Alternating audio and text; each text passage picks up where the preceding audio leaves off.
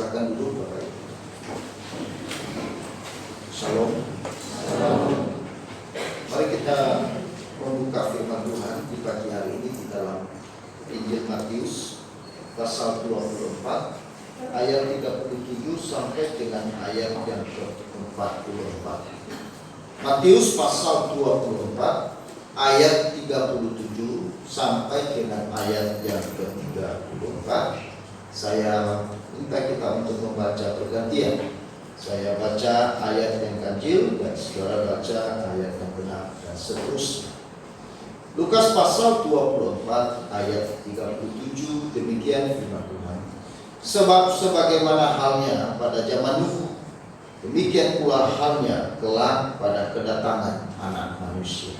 Sebab sebagaimana pada zaman sebelum air baru kawin dan mengawinkan sampai kepada hari masa dan mereka tidak tahu akan sesuatu sebelum air bah itu datang dan melenyapkan mereka semua. Demikian pula lah halnya kelak pada kedatangan Anak Manusia. Pada hari itu ada dua orang yang seorang membawa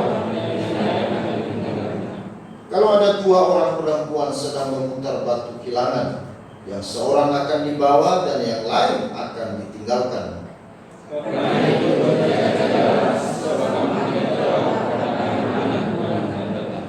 Tetapi ketahuilah ini, jika tuan rumah tahu pada waktu mana pada malam hari pencuri akan datang, sudahlah pasti ia berjaga-jaga dan tidak akan membiarkan rumahnya dibongkar.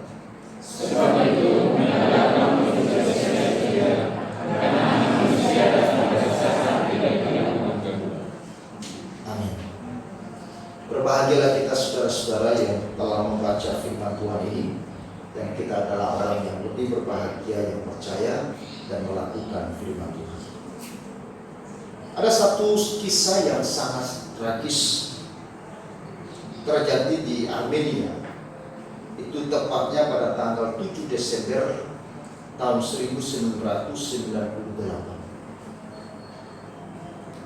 Di mana saudara-saudara saat itu terjadi gempa bumi yang sangat besar sehingga meruntuhkan bangunan-bangunan di dalam kota. Dan pada saat terjadi gempa bumi yang hebat itu, lalu kemudian saudara-saudara ada seorang ayah yang sangat takut, panik, khawatir karena dia melihat bahwa anaknya sekolah di sebuah sekolah yang memiliki gedung yang berlantai. Sehingga waktu itu saudara-saudara sang ayah bergegas lari menuju ke tempat anaknya bersekolah. Dan waktu ia sampai di depan sekolah, dia melihat gedung sekolahnya sudah roboh. Di sana ada begitu banyak orang yang melihat reruntuhan gedung sekolah. Lalu kemudian sang ayah ingat akan perkataannya yang sering diulang-ulang, sering dikatakan kepada anaknya. Nah, apapun yang terjadi kepadamu, Papa akan selalu bersama. Tiap kali dia mengantarkan anaknya ke sekolah, ayahnya selalu berkata, apapun yang terjadi padamu, Papa akan selalu bersama. Dan waktu dia berdiri di depan gedung sekolah anaknya yang sedang roboh, saudara-saudara, ia ingat perkataan itu. Maka dengan itu kemudian dia mencoba menggali, mencari, membongkar puing-puing itu dengan sekuat tenaga sembari dengan air mata yang mengalir. Lalu kemudian ada orang-orang di sana juga ikut membantu membongkar puing-puing itu. Tetapi saudara-saudara yang kekasih dalam Tuhan, setelah 1 hari lewat, tidak ada hasil. Tetapi saudara-saudara, bapak ini tidak berhenti. Dia terus mencari, dia terus membongkar puing-puing bangunan itu. Meskipun saudara-saudara, orang yang tadinya bersama-sama dengan dia membantu mencari anak-anak yang ada di sekolah itu, tapi karena setelah melewati 12 jam, lalu mereka menyerah. Mereka berkata, tidak mungkin anak-anak yang ada di dalam sekolah ini hidup. Sudahlah, kita tunggu alat berat saja. Kita tunggu tim evakuasi. Percuma. Lalu ada seorang yang datang kepada sang bapak itu. Dia mengatakan, sudah Pak, kamu istirahat. Bapak tunggu saja. Tidak mungkin mereka masih hidup. Tetapi sang bapak dia tidak peduli dengan apa yang dikatakan oleh orang ini. Dia terus bongkar puing-puing itu. Tembok-tembok itu diangkat. Kayu-kayu diangkat. Meskipun dia sendiri. Karena orang-orang yang tadi bersama-sama sudah meninggalkan. Mereka sudah pulang ke rumah masing-masing. Tetapi setelah 18 jam, ketika dia membongkar sebuah bongkahan tembok yang cukup besar, dengan tenaga yang masih tersisa, lalu kemudian saudara-saudara, dia berteriak, Armando. Ayahnya terus berteriak, Armando, karena itu adalah nama anak. Lalu kemudian dia coba mendengar. Di dalam bongkahan itu ada suara Papa. Lalu kemudian ayahnya dia coba bongkar lagi. Dan dia mencoba mendengar dengan baik. Ternyata dia mendengar ada suara bukan dari satu arah. Ada suara yang terus dia dengar dari bawah reruntuhan.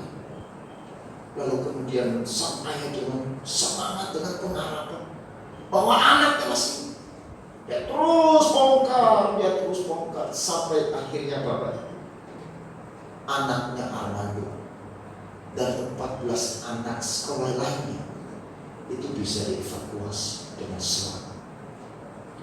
Waktu Armando dan 14 temannya dievakuasi, lalu kemudian Armando ini berkata kepada teman-teman, dia katakan apa saudara-saudara?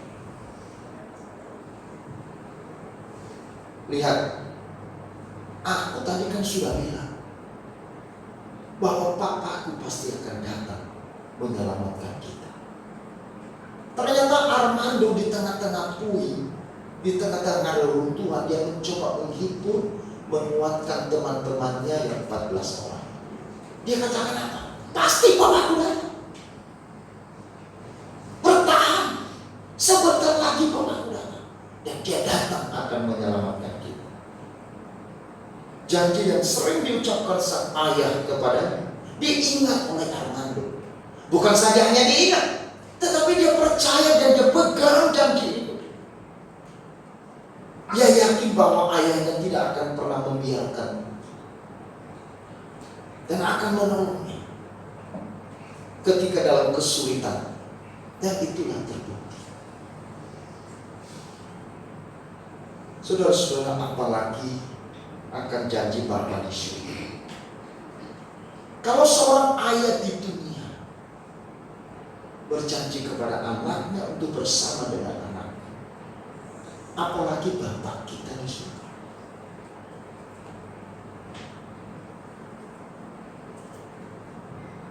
Yang perlu kita lakukan adalah meraih dan menantikan janji Tuhan. Pada saat Yesus naik ke surga, saudara-saudara, Ia berpesan dan berjanji kepada para muridnya bahwa Ia akan datang kembali. Di dalam Kisah Para Rasul pasal 1 ayat 11 dikatakan, dan berkata kepada mereka, hai orang-orang Galilea, mengapa kamu berdiri melihat ke langit? Yesus ini yang terangkat ke surga meninggalkan kamu, dan akan datang kembali dengan cara yang sama seperti kamu melihat Dia yang naik ke surga. Yesus naik ke surga bukan pergi untuk selamanya, tetapi datang, pergi untuk kembali. Itulah tema yang hari Kamis kemarin. Saudara-saudara yang dikasih oleh, ini janji Yesus bukan hanya terucap dari mulut Yesus, tetapi juga dinubuatkan di dalam kitab para nabi. bahwa Yesus yang naik ke surga, Ia akan datang kembali pada kali yang kedua kali. Ia akan datang kembali menjemput para saleh-saleh. Nah, saudara-saudara yang dikasihi oleh Tuhan, lalu seperti apakah sikap kita di dalam menanti kedatangan Yesus yang kedua? Saya ulang. Seperti apakah sikap kita di dalam menanti kedatangan Yesus yang kedua? Paling tidak ada dua. Yang pertama, saudara-saudara, kita harus percaya bahwa Ia akan pasti datang. Kemarin saya di Bandara Soekarno-Hatta, saudara-saudara, menunggu pesawat datang sampai 6 jam. Jadi sebenarnya saya sudah sampai di Jakarta itu jam 11-an. Tetapi kemudian baru berangkat ke Denpasar jam 5, hampir setengah 6. Dan di dalam 6 jam itu saya berulang kali datang kepada petugas. Jam berapa datang? Apakah pesawatnya akan datang? Jawaban yang saya dapatkan dari petugas mengatakan, sabar Pak. Iya, saya sudah sabar. Tetapi pesawatnya kapan datang? Dia katakan pesawatnya belum datang. Terus datangnya kapan? Belum tahu juga Pak. Ini jawaban yang menggelisahkan. Jawaban yang membuat kita lelah, betul? Jawaban yang membuat kita tidak betah, bingung. Meskipun hanya menunggu 6 jam, tetapi karena ini menunggu sesuatu yang kita tidak tahu kapan datang, ini sesuatu pekerjaan yang tidak mudah. Tetapi berbeda dengan Yesus, Ia tidak memberikan janji yang palsu. Ia juga tidak PHP, memberi harapan palsu kepada kita. Tetapi Ia menyatakan sebuah janji yang sejati. Bahkan sebelum Ia ditangkap, sebelumnya mati, Ia berjanji dan Ia mengatakan kepada para murid di dalam Yohanes pasal 14 ayat 1 sampai dengan ayat yang ketiga, berkata demikian, janganlah gelisah hatimu, percayalah kepada Allah, percaya juga kepadaku. Di rumah Bapakku banyak tempat tinggal. Jika tidak demikian, tentu aku mengatakannya kepadamu. Sebab aku pergi ke situ untuk menyediakan tempat bagimu. Dan apabila aku telah pergi ke situ dan telah menyediakan tempat bagimu, aku akan datang kembali dan membawa kamu ke tempatku, supaya di tempat di mana aku berada, kamu pun berada. Menanti kedatangan Kristus yang kedua kali itu harus didasari dengan iman, didasari dengan kepercayaan dan keyakinan bahwa Ia akan pasti datang. Kalau kita menanti tidak dengan dasar kepercayaan dan keyakinan, maka engkau akan gelisah. Saudara tidak akan kuat. Saudara tidak mungkin bisa bertahan di tengah-tengah hidup pikul dunia yang tidak menentu dan tidak pasti. Saudara kita tidak bisa berjalan melewati hari-hari kita dengan kekuatan, apalagi dengan sukacita. Tetapi saudara-saudara, keyakinan kita bahwa Tuhan kita pergi ke surga, Dia akan pasti kembali menjemput kita saleh-saleh. Keyakinan inilah yang membuat kita ada di dalam kepastian. Amin. Keyakinan ini juga yang membuat kita memiliki kekuatan. Orang yang menantikan kedatangan Tuhan harus didasari dengan kepercayaan dan keyakinan bahwa apabila Ia nanti datang, bahwa Ia akan pasti datang. Karena dengan keyakinan itu kita mendapatkan kekuatan dari Tuhan, saudara-saudara. Keyakinan itu yang membuat kita kuat, menanti dengan sabar, menanti dengan tekun, menanti dengan setia. Apa yang menghancurkan kesabaran kita? Apa yang menghancurkan ketekunan kita? Menghancurkan kesetiaan iman kita di dalam kita mengikut Tuhan? Bukankah karena kita tidak yakin bahwa Tuhan ada? Sejak Yesus naik ke surga, maka memunculkan begitu banyak polemik, spekulasi yang kemudian mengarah kepada kepalsuan, ajaran sesat, di mana ada orang yang berkata Tuhan Yesus datang tanggal ini dan itu dan sebagainya, dan ini dan sebagainya, semua spekulasi. Ada juga yang berkata, oh tidak ada itu, tidak ada, dia datang, kiamat dia begitu sudah selesai, mati itu ya sudah selesai. Saudara-saudara, hidup ini hanya sekali, setelah itu hilang, setelah itu selesai. Itulah sebabnya banyak orang, saudara-saudara, karena mereka menganggap bahwa hidup ini sekali dan selesai, maka mereka berkata hidup ini adalah kesempatan untuk menikmati. Hidup ini adalah kesempatan untuk menikmati dunia, kapan lagi? Semangat ini yang dimiliki oleh orang-orang yang tidak percaya akan kedatangan Tuhan kedua kali. Sehingga mereka menganggap sebelum saya mati, saya harus menikmati segala-galanya dan menikmati segala dunia ini, karena nanti tidak ada lagi kenikmatan yang seperti ini. Mereka lupa bahwa di balik semua ini ada keindahan, ada kemuliaan, ada kenikmatan yang lebih indah dari yang pernah engkau nikmati. Itulah sebabnya Paulus mengatakan apa yang tidak pernah engkau lihat, apa yang tidak pernah engkau dengar, apa yang tidak pernah timbul di dalam hatimu, itu yang disediakan Kristus bagi kita yang percaya. Amin. Kristus datang ke dalam dunia untuk menyelamatkan manusia. Kemudian Kristus pergi naik ke surga setelah dia menyelesaikan seluruh karya keselamatannya dengan sempurna. Lalu kemudian saudara-saudara, di situ tadi dikatakan dalam firman Tuhan, aku pergi ke situ untuk menyediakan tempat bagimu. Saksi Yehova tidak percaya ada surga dan neraka. Bahkan ateisme juga tidak percaya ada surga dan neraka. Saya tidak tahu dengan saudara, apakah saudara percaya ada surga atau ada neraka? Orang yang percaya ada surga dan ada neraka, hidupnya berbeda, semangatnya berbeda, gairahnya berbeda. Saudara, kalau saudara dan saya percaya bahwa ada surga yang disediakan oleh Kristus bagi mereka yang percaya, maka hidup kita pasti berbeda. Amin. Hidup kita tidak akan sama seperti yang kemarin. Karena ada sesuatu pengharapan yang sejati. Karena untuk itulah kita hidup, untuk itulah kita percaya, untuk itu kita berpegang kepada firman-Nya, karena ada kehidupan di balik dunia ini.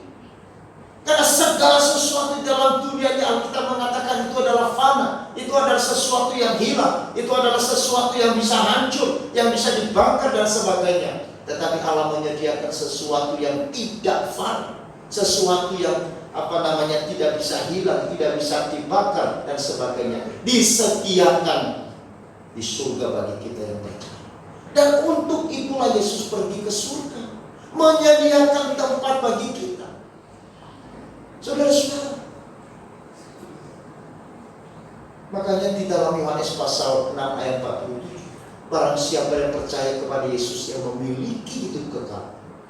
Yohanes pasal 10 ayat 28 dikatakan apa? Dan mereka pasti memiliki hidup kekal, dan mereka tidak akan binasa sampai selama-lamanya, dan seorang pun tidak ada yang bisa merebut mereka dari tanganku. Karena apa? Karena Kristus datang untuk menyediakan tempat bagi kita. Kristus datang kembali menjemput kita dan membawa kita ke tempat di mana Dia berada. Oh, luar biasa. Ia tidak hanya menyuruh kita pergi, tetapi Ia datang menjemput kita. Coba pikirkan ini. Semua keyakinan yang lain mengatakan kita akan menuju surga. Mudah-mudahan kita akan menuju surga.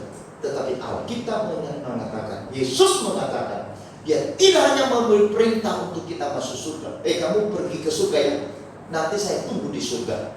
Mudah-mudahan kamu tidak tersesat di jalan. Tidak. Yesus mengatakan, Aku akan datang kembali menjemputmu, supaya di mana aku dah ada, kamu pun berada. Ini kepastian. Itu sebabnya saudara-saudara yang dikasihi oleh Tuhan, bahwa kita yang percaya kepada Yesus memiliki kepastian. Kenapa kita pasti? Karena Yesus sendiri yang menjemput kita. Maka waktu orang-orang percaya meninggal, saudara-saudara, dia dijemput oleh Tuhan untuk dibawa di tempat di mana dia berada. Maka waktu kita dijemput oleh Tuhan, ini adalah sukacita yang luar biasa. Kenapa saudara dan saya dijemput? Karena saudara dan saya adalah anak-anak kekasihnya. Amin. Kalau saudara menjemput seseorang yang berada di kota lain, dan saudara menjemput entah itu di pelabuhan atau di bandara, itu karena apa? Karena orang yang datang itu bagi saudara adalah orang yang berarti. Waktu saya pulang kemarin, saya dijemput oleh saudara saya. Bahkan mereka satu mobil, seperti menjemput rombongan. Dalam hati saya, ngapain satu kampung datang? Ini bukan pejabat, tapi saya mengerti perasaan. Karena sudah 5 tahun, 6 tahun yang lalu saya pulang. Ada kamu, ada kasih sayang, ada kerinduan. Saudara, bahkan waktu saya berangkat tuh, abang saya juga sakit. Saya lagi siap-siap mau berangkat, abang saya sakit. Apakah ini jadi pulang atau tidak? Jantungnya kamu. Jam 4 pagi saya sudah harus siap. Ia juga bangun, tetapi sakit. Sudah harus memilih. Hadir. Mama saya bilang, "Nah, apakah harus pulang?" Saya nggak bisa jawab. Abang saya udah sesak. Saya bilang, sekarang bawa ke rumah sakit. Sebelumnya saya doa, Tuhan tolong, saya harus pulang.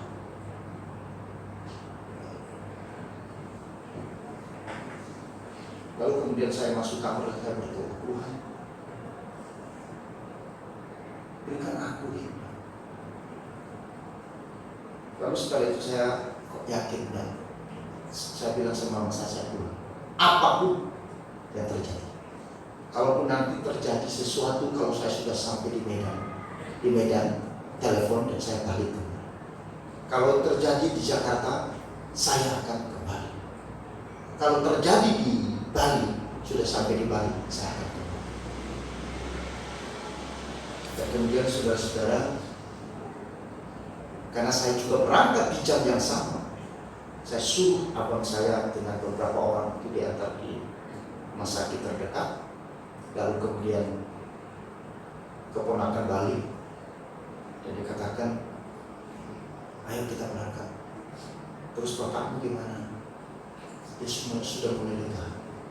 Akhirnya saya naik di mobil, kemudian berangkat. Kemudian lalu saya bilang, enggak, harus dibawa ke rumah sakit Ibu Musturi, jangan di puskesmas.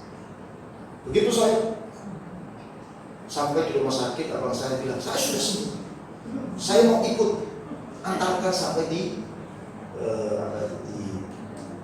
bandara. Saya puji-puji dia, sudahlah, sudah cukup, saya sudah terima ini. Begitu sampai di rumah sakit Bethesda yang dekat rumah kami, rumah mertua saya, lalu kemudian bilang, saya mau ikut saja, nanti balik dari itu saya baru masuk rumah sakit. Saya bilang tidak. Sekarang kita berpisah di sini, makanya kita bawa di rumah sakit Bethesda, masuk di situ, dan saya yakinkan dia siapa, cukup di sini, biarkan saya pergi. Ya, akhirnya saya bisa pergi. Tadi malam saya pulang, saya telepon dia di rumah sakit, dia sudah bisa jawab. Dia bilang, saya mau pulang dari rumah sakit. Tidak, kamu bertahan di rumah sakit. Saudara-saudara, ini adalah sesuatu yang penting. Jadi artinya bahwa kita dijemput oleh seseorang ini berarti waktu saudara kembali kepada Tuhan, dijemput oleh Tuhan, dijemput oleh Yesus. Makanya bagi orang percaya, kita pulang itu bukan pulang dengan sukacita, bukan pulang dengan sedih, tetapi kita pulang dengan apa? Dengan sukacita. Kenapa? Kita berjumpa dengan Tuhan. Maka kalau ada orang Kristen, saudara-saudara, kemudian dia takut pulang, dia takut mati, ini masalah. Berarti ada sesuatu yang belum beres. Kalau saudara sudah yakin dan percaya bahwa yang menjemputmu waktu Tuhan panggil kita dalam waktu kapanpun, kita dijemput oleh Tuhan. Mengapa saya harus takut? Tidak takut. Berbeda dengan mereka yang tidak percaya. Itulah yang membedakan mereka yang percaya dan tidak percaya. Mereka yang tidak percaya, mereka tidak tahu mereka pulang seperti apa, siapa yang menjemput. Apalagi yang menjemput mak lampir, saudara-saudara. Ya pasti seram, menakutkan, ya kan? Tetapi Alkitab mengatakan bahwa kita dijemput oleh Kristus. Dijemput untuk apa? Untuk dibawa di tempat di mana Ia berada. Aku akan datang kembali dan membawa kamu ke tempatku, supaya di tempat di mana aku berada, kamu pun berada. Amin. Di mana itu? Di surga. Surga itu apa? Tempat di mana Tuhan berada. Itu surga. Apa arti surga? Sama. Seringkali banyak orang Kristen salah artikan surga. Surga itu apa? Sama. Di atas langit. Bukan. Surga itu tempat di mana Tuhan berada. Maka waktu Tuhan ada di hatimu, itu bisa itu ada surga.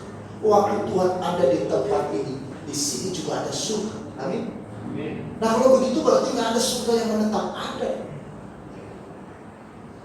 Saudara-saudara, maka keyakinan kepada kita bahwa Dia akan datang kedua kali menjemput kita, ini yang membuat kita bisa kuat. Yesaya 40 ayat 41 dikatakan, tetapi orang-orang yang menanti-nantikan Tuhan mendapat kekuatan baru.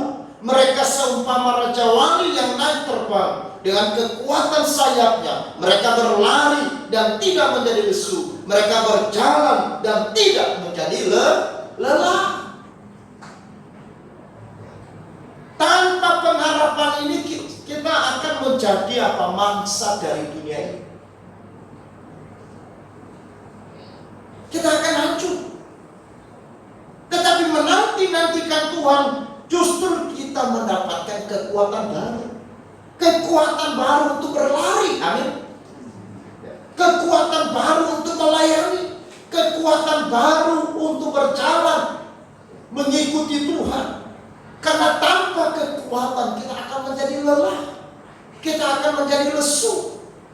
Itulah sebabnya persoalan, pergumulan, tantangan, ya, omongan sana sini, itu bisa membuat kita lemah, menjadi lesu, bisa hancur, bisa menjadi putus asa, bisa menjadi galau, bisa dan sebagainya. Betul? Serius. Makanya kadang-kadang orang baru diomong begini aja sudah seperti putri malu. Tahu putri malu? daun putih mari, lalu disentuh sedikit, tersinggung sedikit, udah layak. Itu baru. Itu Kristen seperti apa? Kalau untuk Kristenan seperti itu, saudara-saudara, kapan kita tumbuh? Kapan kita dewasa? Itu artinya setiap hari engkau menghancurkan energimu. Hanya urusan-urusan yang sebenarnya bukan sesuatu yang penting. Seringkali kita mengurusi diri kita sendiri, saudara. Kita berfokus kepada urusan-urusan pribadi kita dan kemudian lupa bahwa saat ini sebenarnya kita punya tugas, yaitu kita menantikan Tuhan. Sering kita lupa dan kita berpikir bahwa Tuhan mungkin tidak datang. Saudara-saudara, makanya Yesaya berkata kepada orang Israel, mengatakan orang-orang yang menanti-nantikan Tuhan mendapat kekuatan baru. Mereka seumpama Raja Wali yang naik terbang dengan kekuatan sayap. Raja Wali terbang naik ke lebih tinggi. Kenapa? Ada kekuatan angin. Kekuatan angin justru itu menjadi penopang bagi burung Raja Wali untuk naik terbang. Kalau engkau menghadapi masalah, engkau menghadapi kesulitan, engkau menghadapi pergumulan, engkau menghadapi ujian, itu Tuhan sedang melatih kita menjadi seekor burung Raja Wali, menjadi seorang seperti burung Raja Wali yang naik terbang. Untuk kita makin kuat, makin teguh, makin dewasa di dalam Tuhan. Tuhan tidak merindukan kita menjadi anak yang kerdil. Ayah kita di surga, Bapa kita di surga, Dia tidak senang ya kita hanya menjadi seorang bayi saja.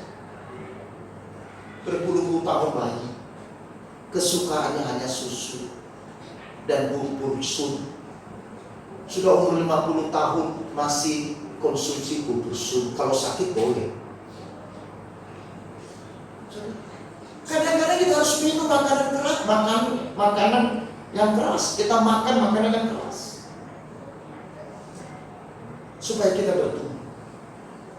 Karena dengan itu kita bisa naik terus. Ada tantangan, ada persoalan, ada pergumulan, ada kesulitan. Semua kita ada pergumulan, semua kita ada kesulitan, termasuk saya. Hari ini saya juga sulit. Tetapi saya tidak ingin kesulitan saya menghancurkan iman saya, menghancurkan gairah saya, menghancurkan semangat saya untuk mengikut Tuhan dan melayani Tuhan. Kenapa? Karena ada sesuatu yang lebih penting. Ada sesuatu yang lebih mulia yang dijanjikan Tuhan bagiku. Itulah sebabnya saya harus tetap menantikan Dia. Meskipun hari ini saya masih ada di tengah-tengah dunia. Itu yang pertama. Kemudian yang terakhir, bagaimana sikap kita di dalam menantikan Tuhan, kedatangan Tuhan yang kedua? Mari kita baca ayat yang ke-42.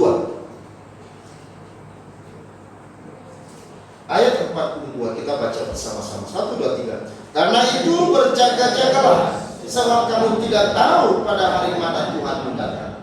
Sekali lagi saya baca. Karena itu berjaga-jagalah, sebab kamu tidak tahu pada hari mana Tuhanmu datang. Arti berjaga-jaga adalah kita harus bersungguh-sungguh mempersiapkan diri. Itu arti berjaga-jaga. Berjaga-jaga juga berarti bersiap-siap, berawas-awas, atau berhati-hati. Di dalam firman Tuhan ini dikatakan, di dalam kita menanti kedatangan Yesus yang kedua kali, maka kita harus berjaga-jaga. Kita harus hidup bersungguh-sungguh di dalam iman. Orang yang menanti akan kedatangan Tuhan itu terlihat bagaimana keseriusan dan kesungguhan hidupnya untuk mengikuti Tuhan. Orang yang menantikan Tuhan terlihat bagaimana keseriusannya di dalam imannya. Bagaimana keseriusannya untuk melayani Tuhan dan membawa hidupnya untuk dipakai menjadi alat bagi Tuhan sebelum ia datang kembali.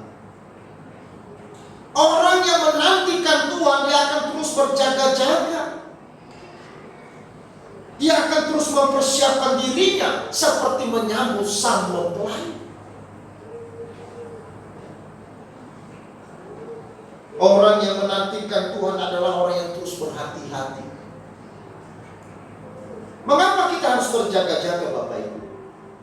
Karena di dalam firman Tuhan tadi dikatakan, karena kita tidak tahu hari dan waktu Tuhan datang.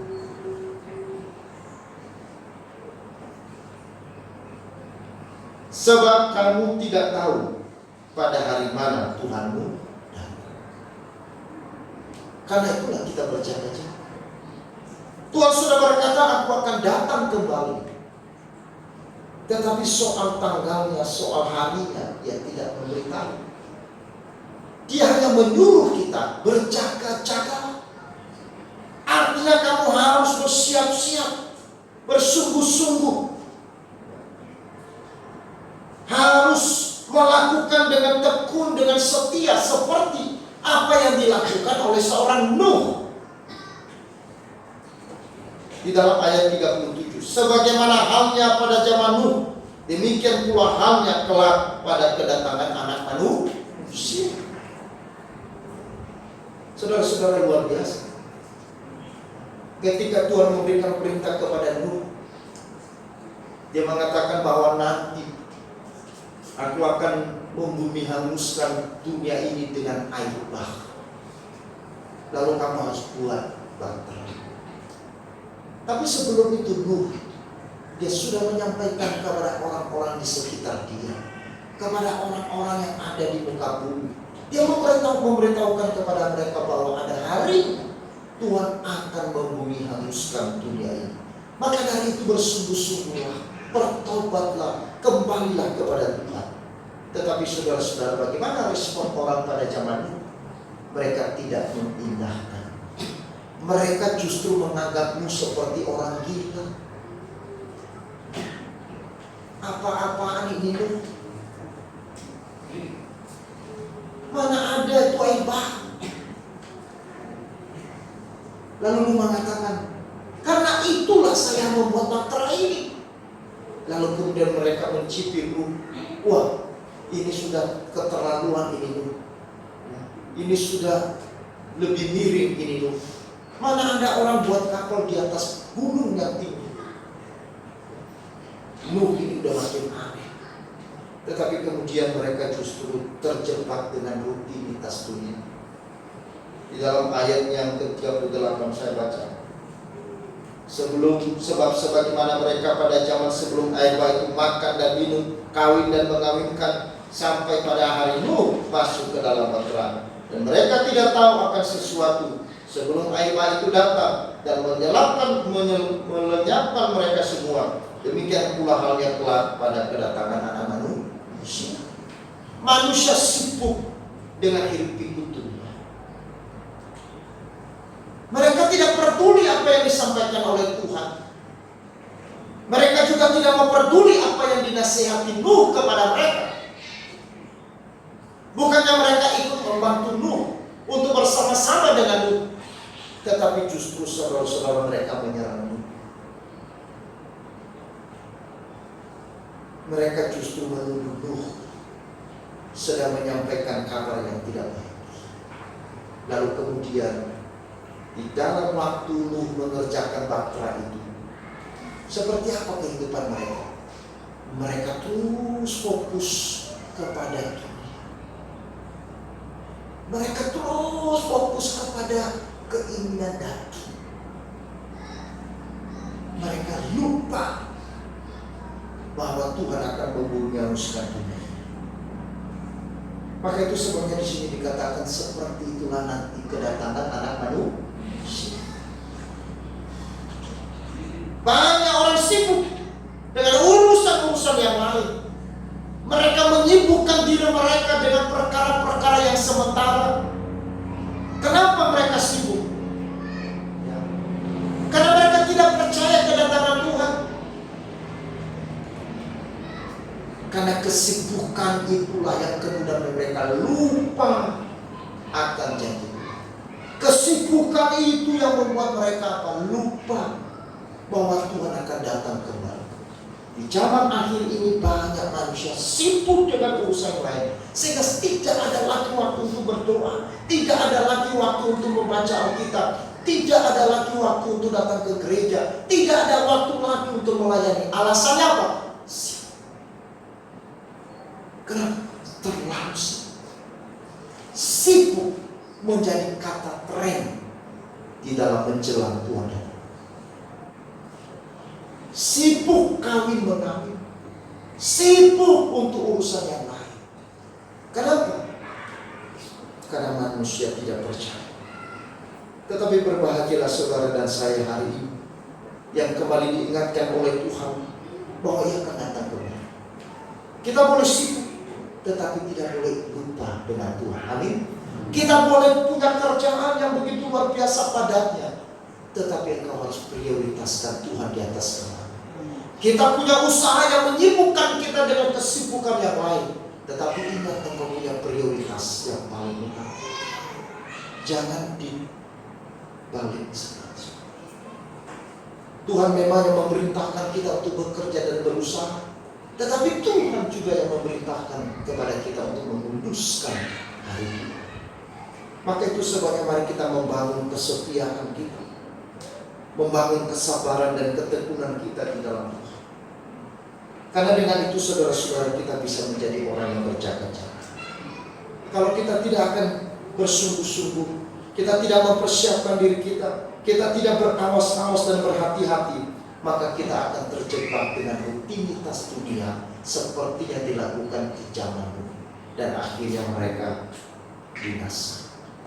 Orang Jepang memiliki perhatian khusus mengenai cuaca, saudara-saudara. Mereka selalu menonton dan melihat ramalan cuaca sebelum mereka keluar rumah. Itu orang Jepang. Jadi sebelum mereka keluar rumah, mereka harus tonton ramalan cuaca atau melihat ramalan cuaca. Seperti apa cuaca. Mereka adalah orang yang selalu bersiap-siap. Maka itu sebabnya saudara, penanganan tsunami yang begitu cepat sekali itu dilakukan oleh Jepang. Ketika mereka juga beberapa tahun yang lalu mengalami tsunami, bahkan menghancurkan PLTN nuklir. Tetapi mereka begitu sikap saudara-saudara untuk menghadapi situasi. Kenapa? Karena mereka punya sikap, mereka selalu berjaga, selalu bersiap-siap menghadapi apapun. Nah, oleh karena itu Bapak Ibu dan saudara-saudara, berbahagialah kita yang menantikan Tuhan. Karena orang yang menantikan Tuhan mendapatkan kekuatan baru. Orang yang menantikan Tuhan memiliki pengharapan. Orang yang menantikan Tuhan, dia akan terus hidup dalam sukacita. Kenapa? Karena dia percaya bahwa Tuhan Yesus datang kedua untuk membawanya ke tempat di mana Tuhan berada. Tetapi apa yang harus kita lakukan di dalam kita menanti? Yang pertama, perkuatlah iman percaya kita. Yang kedua, kita harus berjaga-jaga. Berjaga-jaga dengan penuh kesabaran, penuh ketekunan, dan penuh kesetiaan. Jangan sampai saudara-saudara sebelum Ia datang lalu kemudian kita undur daripadanya. Jangan sampai sebelum Ia datang lalu kemudian kita sudah binasa. Jangan sampai sebelum Ia datang lalu kemudian kita sibuk dengan apapun. Tetapi biarlah waktu Ia datang, Ia mendapati iman ada di dalam hati kita. Waktu Ia datang kembali, Ia mendapati saudara sebagai saleh-salehnya, dan membawa saleh-salehnya itu ke tempat yang mulia di mana Ia berada. Nantikanlah Tuhan dengan iman dan dengan berjaga-jaga.